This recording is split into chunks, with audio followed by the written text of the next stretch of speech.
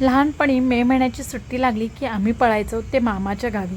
सगळी भावंडं आम्ही मामाच्या घरी यायचो आणि खूप मजा करायचो.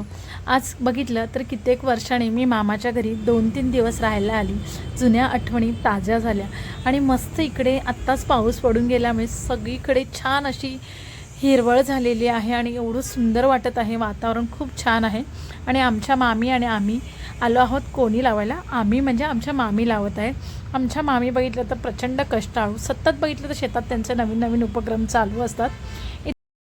आणि इथे आमचा छोट्या पण आला आहे कोणी लावायला. काम करतोय का काम वाढवतो हे काय आम्हाला कळतच नव्हतं. मामींच्या कोणी लावून झाल्या आणि आम्ही गेलो मस्त असे करवंद खायला.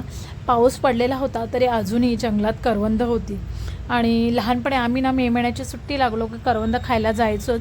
आणि मग आम्ही सगळी भावंडं गेलो करवंद खायला. मी, माझे मामाची मुलं, रुईश आणि सगळ्यांची मस्त तयारी चालू होती डोमा भरायच्या मागे. आणि माझा 8 तास होता डोमा भरण्यापेक्षा मस्त ताजी ताजी खुडलेली करवंद खाण्यामध्ये. कारण पाऊस तर पडलेला आणि करवंद स्वच्छ धुवून निघालेली. मग मी तोडताच अर्धी खाली, त्यामुळे माझा डोमा अर्धा कच्चाच राहिला. करवंद खाऊन झाले आणि मंडई बघा आलेले आहेत.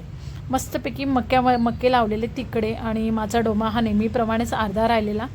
सगळ्यांचे डोमे भरून झालेले आणि मस्त मक्याची कणसं काढली आणि आम्ही आलो घरी.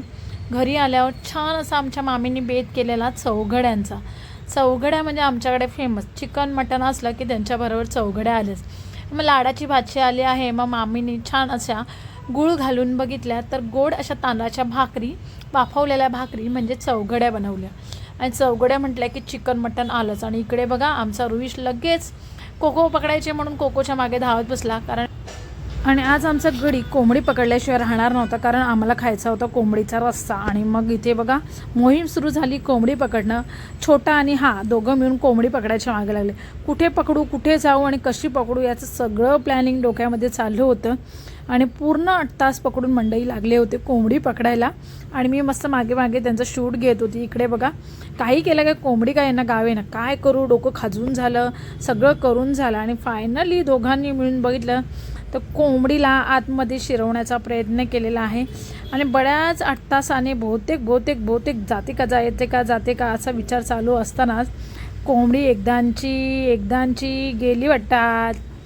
आणि खरंच कोंबडी आत गेली आणि मंडईला काय आनंद झाला. कोंबडी आत गेली म्हणून लगेच गडी खुश झाला. पण काय मंडईने गेटच लावला नाही. मग पटकन आम्ही गेट लावून घेतला आणि फायनली आमची कोंबडी आत गेली आणि दोघी मंडई एकदम खुश झाले. आता संध्याकाळच्याला कोंबडीचा रस्सा खायचा का अशी बातचीत झाली.